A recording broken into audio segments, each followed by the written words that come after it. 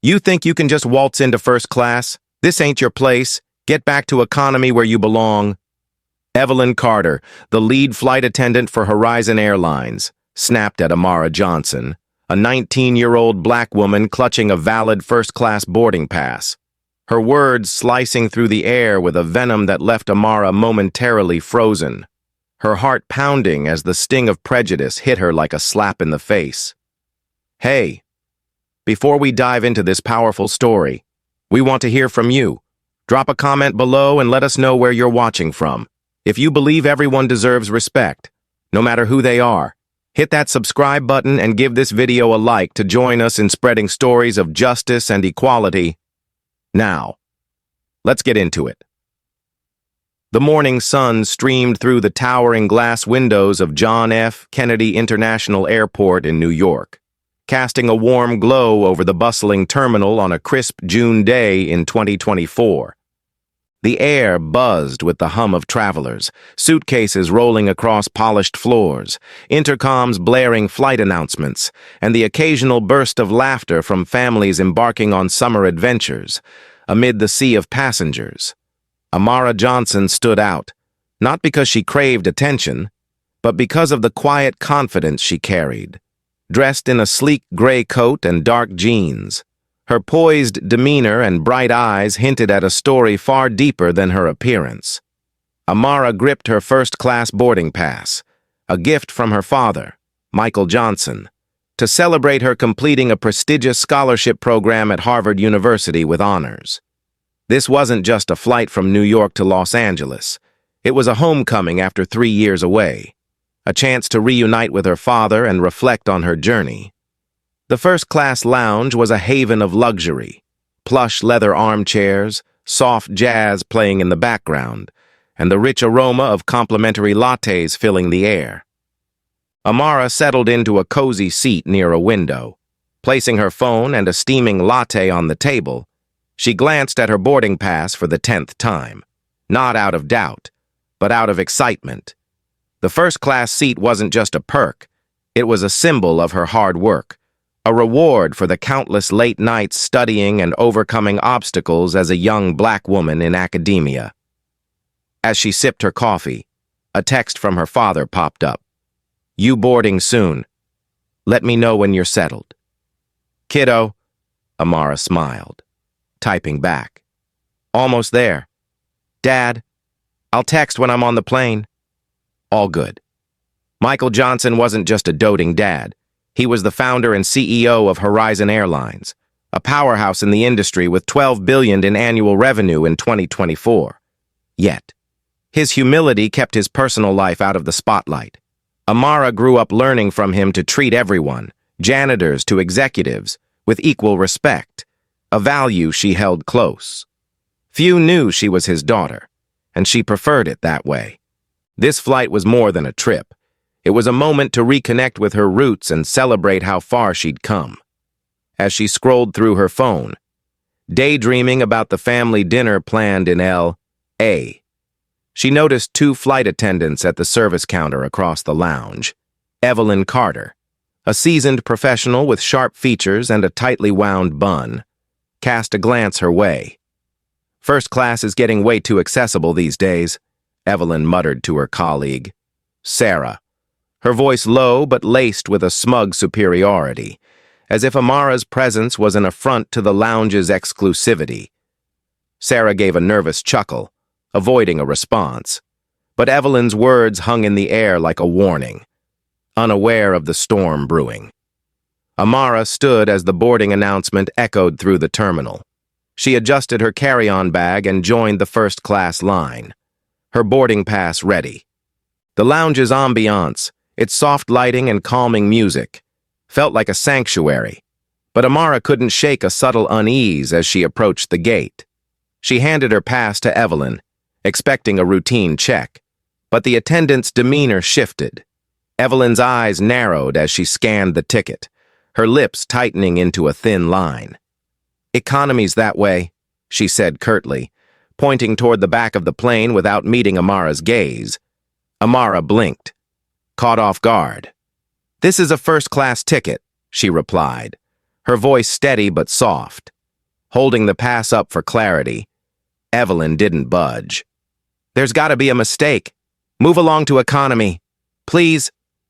The words were polite on the surface, but their edge was unmistakable, carrying a weight that made Amara's stomach twist. She felt the eyes of other passengers behind her, their impatience growing, but she stood her ground. "There's no mistake," she said, her tone firm yet calm. "This is my seat in first class." Evelyn's smile was tight, almost mocking. "Look, I don't want a scene. Just head to economy so we can keep things moving." The dismissal was like a punch, and Amara's grip tightened on her bag. She could feel the heat rising in her cheeks, but her father's words echoed in her mind. "Always carry yourself with dignity, no matter how others act." She stepped onto the plane, determined to take her rightful seat, unaware that this moment would spark a chain of events that would challenge her resilience and expose Evelyn's deep-seated biases. Across the lounge, Evelyn exchanged a smirk with Sarah, muttering, "Some people think they can just sneak into places they don't belong." Her words, dripping with prejudice, set the stage for a confrontation that would ripple far beyond the flight.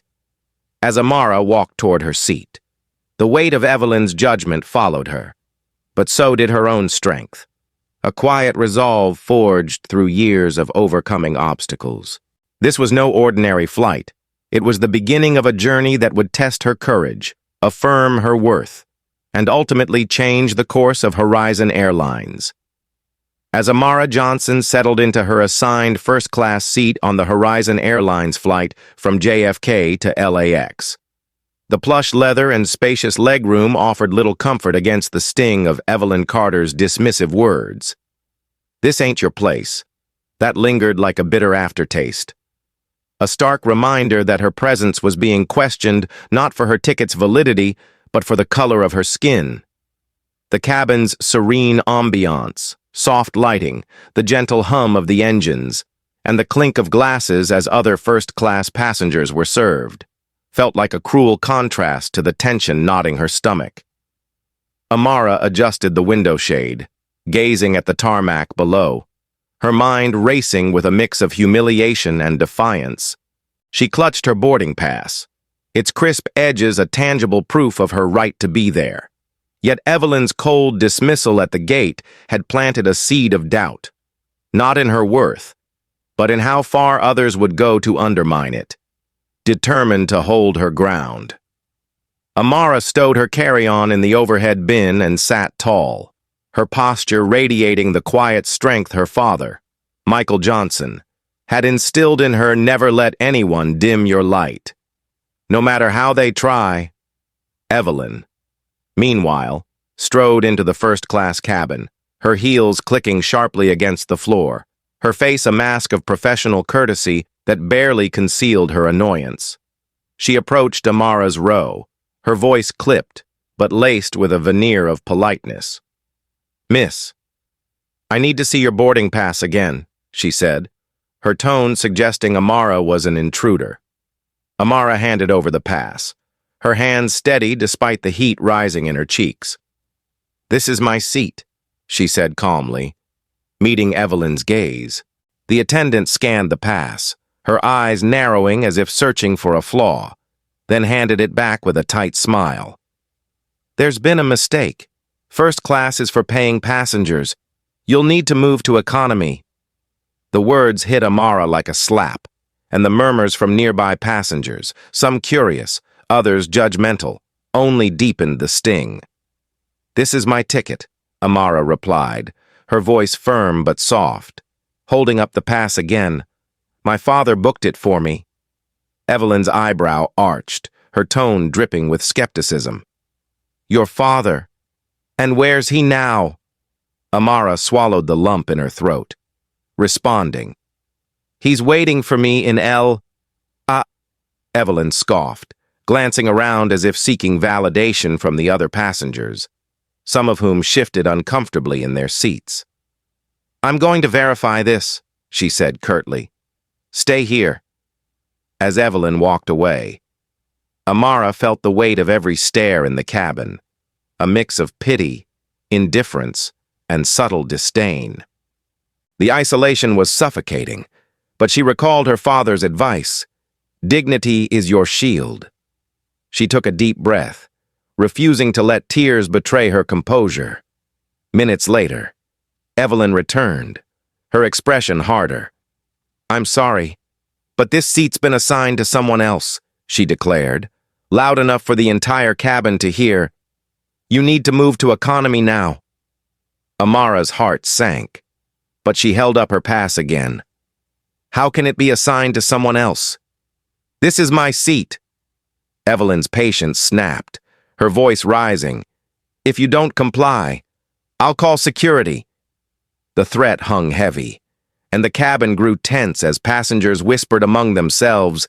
A businessman muttered, "She's holding up the flight," while an older woman across the aisle frowned, whispering, "This doesn't feel right." Yet no one spoke up. Amara's resolve wavered, but she stood firm, her voice steady. "I'm not moving until you check the system." Evelyn, undeterred, signaled for security. 2 officers boarded, their presence amplifying the drama. "Ma'am, we need you to move to economy," one said, his tone professional but firm. Amara showed them her pass, explaining, "This is my assigned seat. I have every right to be here." The officers glanced at Evelyn, who nodded sharply. "Her seat's in economy," she insisted, despite Amara's protests. The officers, deferring to Evelyn's authority, escorted her to the back of the plane. The walk down the aisle felt endless, each step accompanied by the weight of passengers' stares, some sympathetic, others smug. In first class, Evelyn returned with a triumphant smirk, muttering to a colleague, "That's how you handle troublemakers. First class is for those who belong." Her words, dripping with prejudice, sparked uneasy glances among some passengers, but no one challenged her. In economy. Amara took her new seat, her posture still upright, her expression composed despite the humiliation burning within. She pulled out her phone, her fingers trembling as she typed a message to her father, "Dad. They moved me to economy. The attendant said my ticket was a mistake." Michael's reply was instant. "Stay calm. Sweetheart, I'll handle this. Let me know if anything else happens." Amara stared at the screen, her father's words a lifeline. She pressed the call button, hoping a simple request for water might ease her nerves. Evelyn, spotting her, approached with a curt, "Yes," Amara asked politely. "Could I have a glass of water? Please." Evelyn's thin smile didn't reach her eyes. "Sure," she said, turning away, but 15 minutes passed with no water. Amara pressed the button again, and Evelyn's return was marked by an unmistakable edge. "What now?" she snapped. "I'm still waiting for my water," Amara said, her voice calm but firm. Evelyn's response was clipped. "I'll get to it. Yet." As Amara watched, Evelyn moved through first class, serving drinks with exaggerated warmth to other passengers while ignoring her request. The deliberate slight was clear, and Amara's frustration grew, but so did her resolve. She typed another message to her father. "She's ignoring me on purpose. Dad, it's getting worse." As the plane soared above the clouds, Amara looked out the window, the vast sky a reminder of her own potential. She jotted a note on her phone. "They can move me, but they can't break me. I am enough." This quiet act of defiance, born from her Harvard days of overcoming bias, would later inspire thousands. Unbeknownst to Evelyn, her actions were setting the stage for a reckoning, one that would come not from Amara's anger, but from her unyielding dignity and the power of her father's influence. Seated in the cramped confines of the economy section, Amara Johnson stared out the small window at the endless expanse of clouds. Her note, "They can move me, but they can't break me. I am enough," still glowing on her phone. a quiet testament to the resilience that kept her grounded despite the humiliation inflicted by Evelyn Carter's deliberate slights. The hum of the plane's engines and the chatter of passengers around her faded as she grappled with the sting of being singled out. Her first-class ticket now a cruel irony in the narrow economy seat. Evelyn's refusal to bring the water Amara requested, coupled with her exaggerated attentiveness to first-class passengers, made it clear this was no mere oversight but a targeted act of prejudice. Amara's fingers tightened around her phone. Her father's last message. "Stay calm. Sweetheart. I'll handle this." A lifeline she clung to, though she hesitated to lean on his influence, determined to face this ordeal with her own strength. She pressed the call button again, hoping for a response. But Evelyn's absence stretched on, her deliberate avoidance a silent message that Amara didn't belong. The weight of isolation pressed down. Yet Amara recalled a moment from her Harvard days, when she'd stood before a lecture hall and shared her story of overcoming bias to earn her scholarship, a speech that had moved her peers to tears. That memory fueled her resolve, and she whispered to herself, "I won't let her define me." As she waited, a soft voice broke her thoughts. An older woman, Helen, who'd been in first class, approached during a trip to the restroom. "I saw what happened up there," Helen said, her eyes kind but firm. "That wasn't right. You didn't deserve to be treated like that. If there's anything I can do, just say so." Amara, caught off guard by the stranger's empathy, managed a small smile. "Thank you, ma'am. I'm okay. But your words mean a lot." Helen nodded, placing a gentle hand on Amara's arm before returning to her seat. Her act of kindness a flicker of warmth in the cold atmosphere. Moments later, a young woman in economy, Maya, leaned over from a nearby row, her voice low but fierce. "That flight attendant's always harsh to people like us," she said, her eyes flashing with indignation. "She acts like we can't afford first class. What she did to you was wrong, and I hope she gets what's coming." Amara felt a surge of gratitude, the solidarity from Maya grounding her further. "Thanks for saying that," she replied softly. "I believe things will work out." These small gestures from strangers reminded Amara she wasn't alone, and she jotted another note on her phone. "Kindness from others is a reminder of who I am." This reflection, born in the moment, would later become the cornerstone of her viral speech.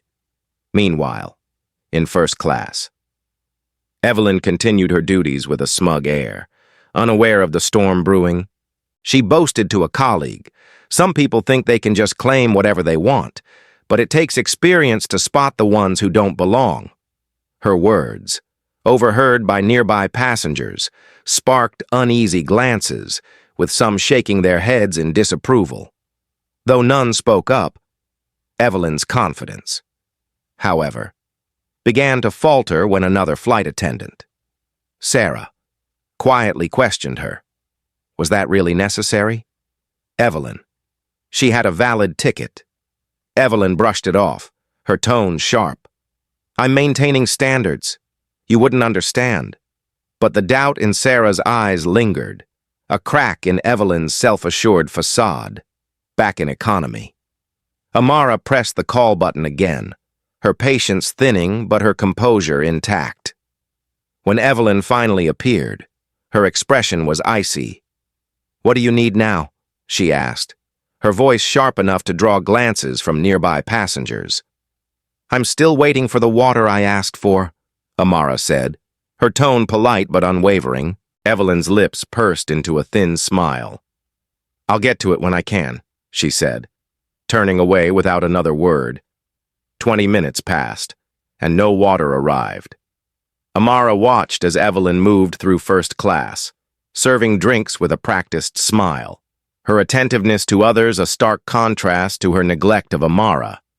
The intentional slight cut deeper than the initial confrontation, and Amara felt a familiar ache. the kind that came from years of navigating spaces where her presence was questioned. Yet, she refused to let it consume her. She typed a new message to her father, "Dad. She's ignoring me on purpose. It's not just the seat. It's personal." Michael's reply was swift. "Hang in there. Amara, I'm making a call now. Stay strong." The assurance gave her a moment of relief, but the weight of Evelyn's actions pressed harder. Amara closed her eyes, picturing her father's calm strength, and remembered a lesson he'd taught her. Respect isn't given. Sometimes you have to demand it with your actions. She decided to act, not out of anger, but from a place of dignity. She pressed the call button once more, this time with a quiet resolve, knowing each press was a refusal to be invisible.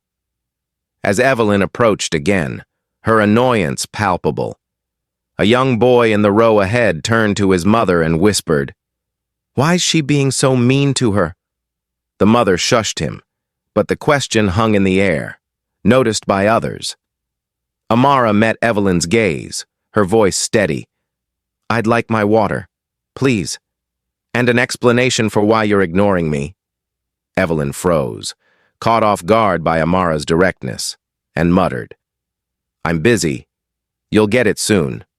But the exchange didn't go unnoticed. A middle-aged man nearby leaned toward his companion, murmuring, "Something's off here. That girl's being targeted." The ripples of discontent spread, and Amara felt a shift, not in the cabin, but within herself. She was no longer just enduring, she was asserting her right to be seen. Her Harvard speech came to mind again, where she'd spoken of turning pain into power, and she began drafting a new note. "Every challenge is a chance to rise.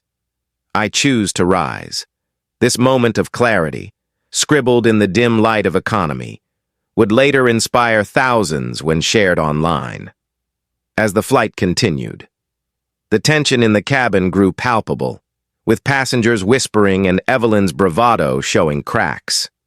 Unbeknownst to her, Michael Johnson's call was about to reach the cockpit, setting the stage for a reckoning that would challenge her assumptions and affirm Amara's strength.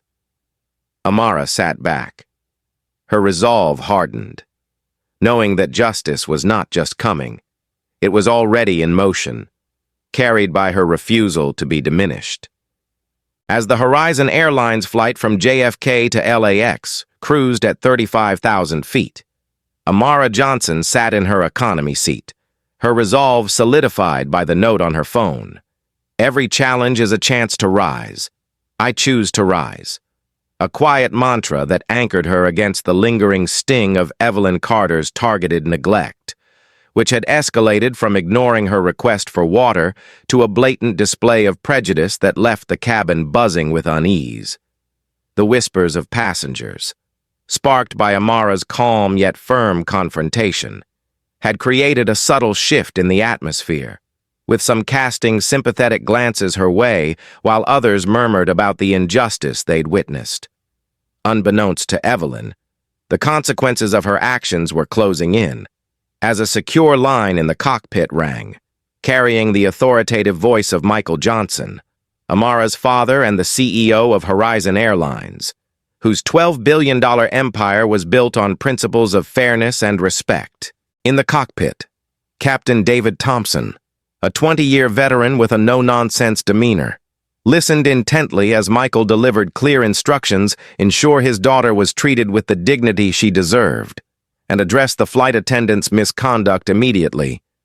"I'll be meeting the plane in L.A., Michael said, his tone calm but unyielding, "and I expect a full explanation." The captain, sensing the gravity of the situation, summoned Evelyn to the cockpit, his face stern as he relayed the message. "You've mishandled a passenger.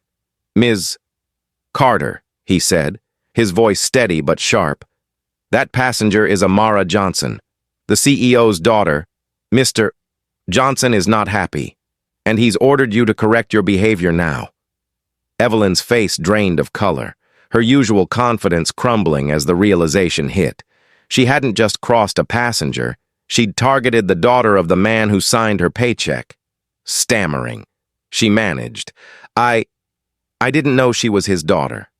"Sir," the captain's expression didn't soften. "That's irrelevant. Your job is to treat every passenger with respect. And you've failed." As Evelyn returned to the first-class cabin, her brisk steps slowed, her hands trembling slightly as she gripped a service tray to steady herself.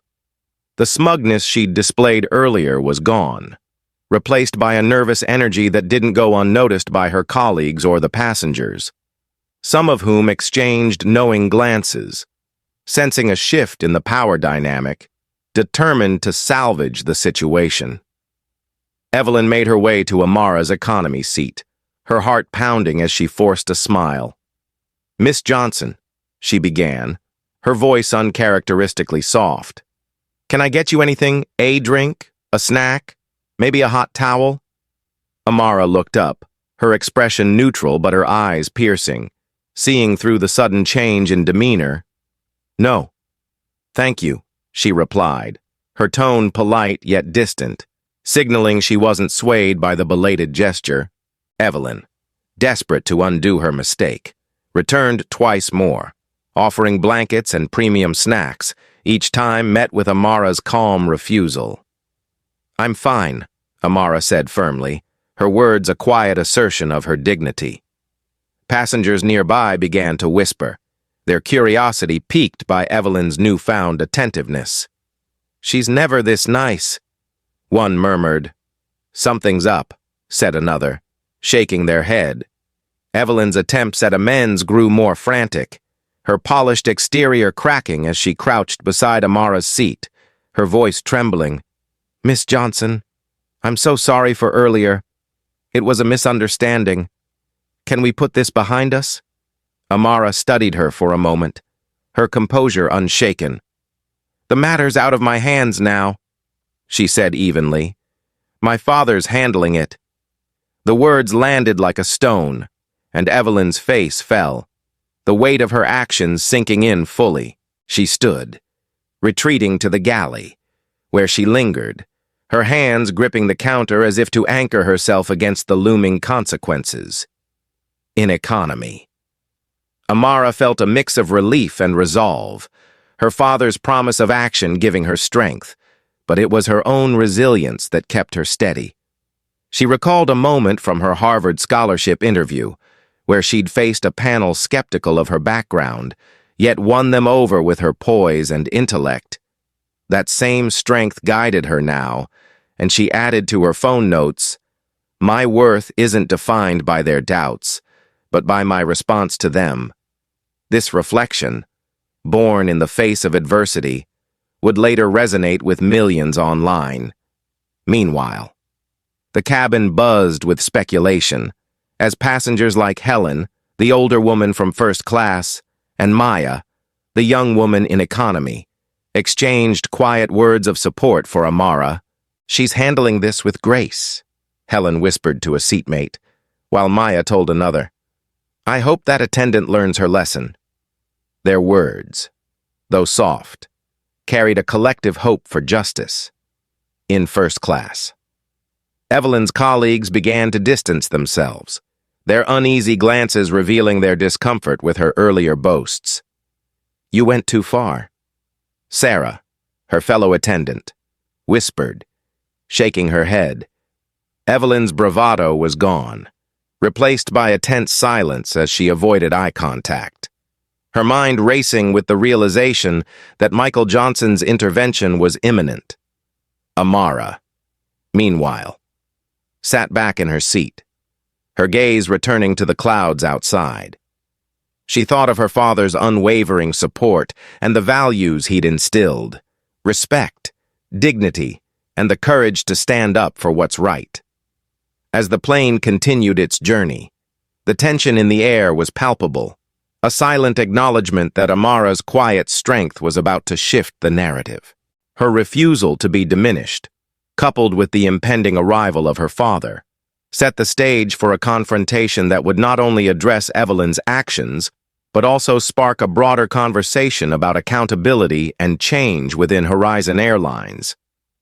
Amara's note on her phone grew longer, each word a step toward a speech that would inspire thousands, a testament to her ability to turn pain into purpose.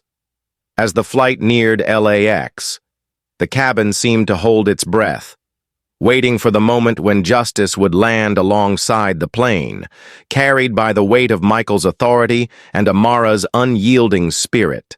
As the Horizon Airlines flight touched down at Los Angeles International Airport, the tension that had simmered throughout the journey reached its peak, with Amara Johnson's resolute note. "My worth isn't defined by their doubts, but by my response to them," still burning brightly on her phone, a beacon of her unwavering dignity in the face of Evelyn Carter's prejudice. The cabin, once alive with whispers and uneasy glances, fell into a hushed anticipation as passengers gathered their belongings, their eyes darting toward the windows where a sleek black SUV pulled up beside the aircraft, its polished surface gleaming under the tarmac lights. Michael Johnson, Amara's father and the CEO of Horizon Airlines, stepped out, flanked by two senior executives, his commanding presence signaling that this was no ordinary visit. Inside the plane, passengers murmured, "That's Michael Johnson," the airline's owner, as speculation rippled through the rows. Amara, seated in economy, felt a surge of relief mixed with quiet pride, knowing her father's promise to handle this was about to unfold. Michael ascended the aircraft stairs with a purposeful stride, his face a blend of calm authority and paternal concern. As he entered the cabin, conversations ceased, and all eyes turned to him, the weight of his presence silencing even the most casual chatter. He scanned the rows, his gaze softening when it landed on Amara, who met his eyes with a faint smile, her composure unbroken despite the ordeal. Michael walked straight to her, crouching slightly to meet her at eye level, his voice gentle but firm. "You okay?" "Kiddo," he asked, his concern cutting through the cabin's tension. Amara nodded, her voice steady. "I'm fine now. Dad, thanks for coming." He placed a reassuring hand on her shoulder, his warmth grounding her, before his expression shifted to one of steely resolve as he turned toward Evelyn Carter, who stood frozen at the front of the cabin, her earlier bravado replaced by a pale, trembling facade. "Ms. Carter," Michael began, his tone measured but piercing. "I've been informed of your treatment of my daughter, Amara. This isn't about her being my daughter. It's about your failure to treat a passenger with the respect she deserves." Evelyn's lips parted, but her voice faltered. I didn't realize she was your daughter." "Sir?" she stammered, her hands clutching the edge of a service cart for support. Michael's eyes narrowed, his voice unwavering. "That's not the point. You judged her based on assumptions, not her ticket. Horizon Airlines was built on fairness and dignity, values you violated today." The cabin erupted in applause, passengers clapping with enthusiasm, their approval of Michael's words echoing through the space. A woman in economy whispered. She had it coming, while a man nearby nodded. "You can't treat people like that and expect to skate by." Evelyn's face reddened, the applause amplifying her humiliation, and she tried to speak again. "I'm sorry, sir. It was a mistake." Michael raised a hand, silencing her. "Your actions weren't a mistake. They were a choice, and choices have consequences." Turning to the executives beside him, he continued, "Effective immediately. Ms. Carter is suspended from duty. Her behavior doesn't align with our standards, and she will face a full review." One executive, a tall woman in a sharp suit, stepped forward. "Ms. Carter, please come with us," she said firmly. Evelyn's shoulders slumped, her eyes darting to Amara, who met her gaze with calm certainty. No malice, but no forgiveness either. Only the quiet strength of someone who'd endured and prevailed. As Evelyn was escorted off the plane, passengers continued to murmur, some commenting on the poetic justice. "That's what accountability looks like," one said, while another added, "She thought she could get away with it." Amara watched the scene unfold, a mix of vindication and relief washing over her. She thought back to her Harvard days, when she'd faced skepticism from peers who doubted her place in elite spaces, yet she'd risen above it with grace and determination. This moment felt like an extension of that journey, a public affirmation of her worth. Michael returned to her side, his voice soft again. "You sure you're okay?" he asked, searching her face. Amara smiled, stronger now. "I am. Dad, I didn't let her break me." Michael's eyes gleamed with pride. "You never have to thank me for standing up for you," he said. "But I'm proud of how you handled this." As the plane emptied, passengers cast admiring glances at Amara, some nodding in respect, others whispering words of support. One woman, Helen, approached as they disembarked, her voice warm. "You carried yourself with such strength. Young lady, you're an inspiration." Amara thanked her, feeling a spark of purpose ignite within. In the quiet of the now empty cabin, she opened her phone and added to her notes, "Today. I stood tall not just for me, but for everyone who's ever been made to feel less. My voice matters." This reflection, scribbled in the aftermath, would later form the heart of a speech that reached over 2 million people online, sparking a movement for equality. As Amara and Michael walked toward the terminal, their bond strengthened by the day's events, she felt a shift within herself, not just a return home, but a step into a new role as an advocate. Outside, the LAX tarmac buzzed with activity, but for Amara, the world felt clearer, her path sharper. She thought of the scholarship she'd earned, the late nights studying, and the barriers she'd broken. And now, this flight, a trial by fire, had revealed a deeper strength. Michael glanced at her, sensing her resolve. "You're going to do big things, Amara," he said, his voice thick with emotion. She nodded, her heart full. "I already am, Dad." The incident, though painful, had become a catalyst, not just for her, but for Horizon Airlines. In the weeks to come, Michael would announce a $5 million diversity training program for the airline's 25,000 employees, inspired by Amara's ordeal, ensuring no passenger would face such treatment again. Evelyn, meanwhile, left the plane in disgrace, her career in jeopardy. But the seeds of her own reckoning were planted. She would later grapple with her biases in a heartfelt letter to the airline. For Amara, the moment was transformative. As she stepped into the terminal, she felt not just vindicated, but empowered, her experience a beacon for others. She began drafting a speech in her mind, one that would share her story of resilience and inspire change, a speech that would go viral, reaching millions and igniting conversations about dignity and accountability. The flight had ended, but Amara's journey was just beginning, her quiet strength a force that would ripple far beyond the skies, challenging prejudice and uplifting those who'd been told they didn't belong. In the weeks following the dramatic confrontation at Los Angeles International Airport, Amara Johnson's experience on the Horizon Airlines flight became a catalyst for sweeping change. Her phone note, "Today. I stood tall, not just for me, but for everyone who's ever been made to feel less. My voice matters," evolving into a powerful rallying cry that echoed far beyond the tarmac. Back in Los Angeles, Amara and her father, Michael Johnson, settled into their family home. But the incident lingered in their conversations, fueling a shared determination to ensure no passenger would face the kind of prejudice Amara endured.